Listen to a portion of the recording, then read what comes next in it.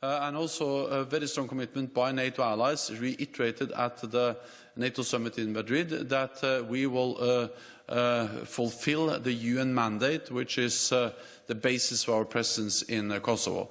So, well-trained, well-equipped, well-led NATO forces from NATO allied countries and partners. Just the presence of these troops helps to de-escalate and prevent violence. Second, when needed, we have demonstrated again and again that we can deploy and increase our presence, for instance, in the north, as we have done over the last weeks. So we can do that again. We can further increase, and we also have, for instance, regular patrols of NATO KFOR troops also in the north.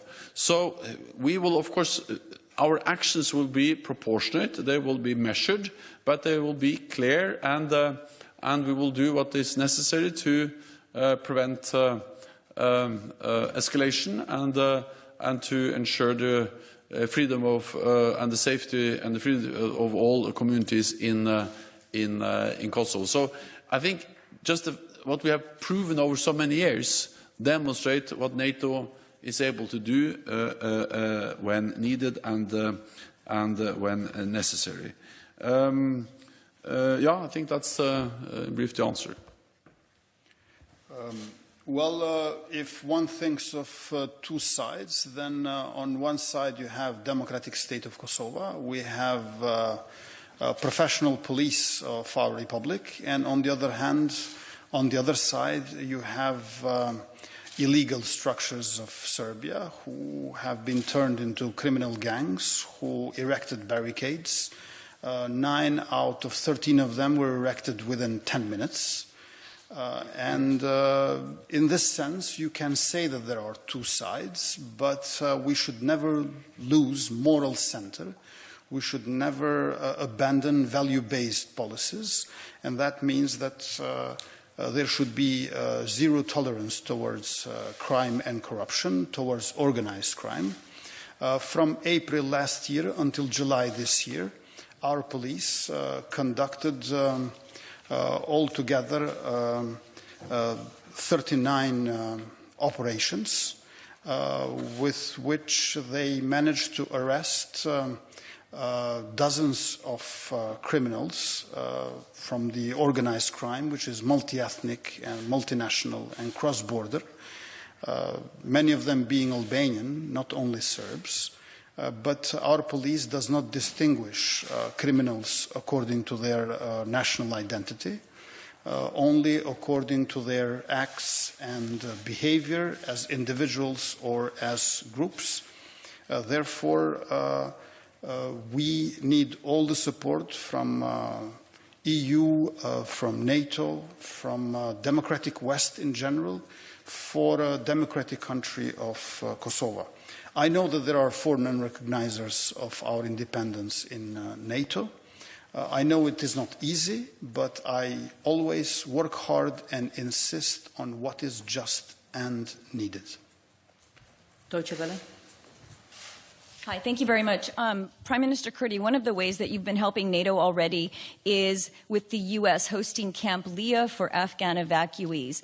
I wanted to know if, since the 1 year that you gave the United States is up the end of August, have you agreed to extend the camp, since there are evacuees who do not have who have not been given visas to go on to the United States? And will you accept these people to stay in Kosovo if they do not find third countries? And Mr. Secretary General, along those lines, is NATO doing anything to help the United States find homes for some of these former Afghan government officials, for example, who are not being granted visas to the U.S.? Is there something NATO can do to find them homes outside of America? Thank you very much. First of all, it is our humanitarian duty to help refugees, people who had to flee due to hardships, due to catastrophes, due to coup d'etats, to regime change, and when their life and the lives of their family members are at risk. So it's a humanitarian duty. On the other hand, it is duty towards our allies and partners and friends of course, first of all, United States to help when they are in need, and we will continue to do so. My Minister of Internal Affairs is in close cooperation with U.S. Embassy and with authorities, military authorities of the Camp Bondstill, in order to help all those people who are in need to the best of our abilities.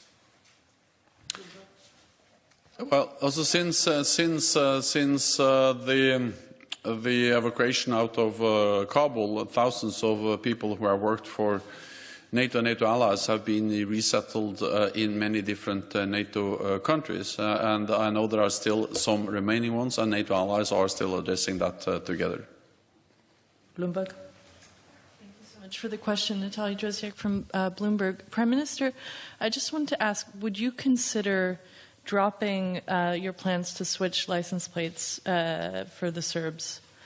And Secretary General, not related to this topic, on Ukraine, do you have any indication of who might be behind the blasts in Crimea that we saw yesterday and last week? Thank you. We have made a decision on 29th of June this year to enable all Serbian citizens of Kosovo whose car plates are with denominations of year 1999, like legacy of the regime of Milosevic, produced in Serbia with acronyms of towns in Kosovo, to convert them into legal and legitimate car plates, RKS. To this end, we have started a campaign to inform all Serbian citizens, but also created certain financial incentives. So during this conversion of car plates, Serbian citizens will not have to pay excise and custom duty and value-added tax, which for one car goes up to 5,000 euros. We will continue with the campaign of information, and we will also implement this conversion of car plates. Moreover, Serbia itself agreed that since mid-January 2018, they are not going to produce such car plates in Serbia anymore, and they are also not going to force Serbs to use them. That's why 4 years after, we are implementing something which is, according to our constitution and law, legal, but on the other hand, also according to the Serbia's pledges in Brussels dialogue process, their obligation. Therefore, we do not see any way around it, and I think it's for the benefit of all of us to make everything legitimate and legal in our country. On the explosions in Crimea, I cannot go into details about our intelligence, and I will not speculate. What I can say is that Crimea is illegally annexed by Russia. They illegally annexed Crimea in 2014. Ukraine has the right for self-defense. NATO allies are providing support to Ukraine. And of course, what we see now is that it is this senseless war which President Putin is responsible for, which is creating more and more damage, more and more suffering for the people of Ukraine. And one of the most acute dangers we all face is now the situation around the nuclear power plant in Zaporizhia, where Russian troops have occupied and controlled the facility for several months, and they now use the ground around the nuclear power plant as a staging area, as a platform to launch artillery attacks on Ukrainian forces. And this is reckless, it is responsible, and it just underlines the importance of allowing international inspections by the International Atomic Energy Agency, and also it demonstrates the importance that Russia should withdraw all its forces and not use a nuclear power plant and ground around that power plant as a platform for launching military attacks against Ukraine. Final question, Brussels Morning. Thank you. Leila Mossadegh from Brussels Morning and Latitude. Secretary General, 1 year ago, exactly, I asked you and I begged you to ask your alliance to not recognize the Taliban. And now, in 1 year later, how do you see the situation in Afghanistan, and what is NATO position in a political and humanitarian crisis in Afghanistan? And the second one, as a strongest military organization in the world, like NATO, the alliance of NATO, they are trying to start negotiation with Taliban again.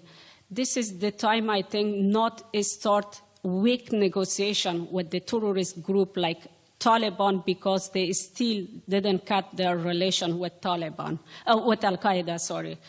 And how do you see this negotiation, and which is happened last year? It is really unforgettable for everyone, especially for the people of Afghanistan. Are you going to pressurize the Taliban to accept to cut their relation with Al-Qaeda and accept the women's rights in Afghanistan, and also give a little bit freedom for the people of Afghanistan, and also stop genocide in Afghanistan? Are you going to talk with the alliance to pressurize the Taliban? Thank you. What we see now in Afghanistan is a tragedy for the Afghan people, and in particular for Afghan women. And the first anniversary of Taliban's takeover in Kabul is a bitter occasion where we demonstrate the brutality of the Taliban rule. And it's also, of course, bitter for all those who worked for so many years for democratic, free Afghanistan, respecting human rights, including the rights of women. What NATO allies are doing is that they are stepping up their humanitarian support, the support for human rights groups, and of course also NATO allies and the international community is putting significant pressure on the Taliban regime, not least by imposing severe sanctions on the regime. Let me also add that we are, of course, we are aware of that. There have to be some severe lessons to be learned after all these years in Afghanistan. And I think the main, or perhaps most important lesson to be learned is that one thing is to fight terrorism, which was the main reason we went into Afghanistan. We have achieved a lot in the fight against terrorism. I also think that the latest strike against Al-Qaeda leader shows that we can continue to fight terrorism also from outside Afghanistan. But it is a much more ambitious task to move from fighting terrorism, which was the original purpose of the mission, to build a democratic, free Afghanistan. That was an ambition expressed by NATO allies, by the UN, by the European Union, and also by NATO. And that proved to be extremely much more difficult. So I think we achieved a lot in the fight against terrorism, but we have seen that in our efforts to create a more stable and free and democratic Afghanistan, what we have seen over the last year is actually a huge setback and a tragedy for Afghanistan, but also for all those allies and partners who worked so hard to create a more peaceful and democratic Afghanistan. Thank you very much. This concludes this press conference. Thank you.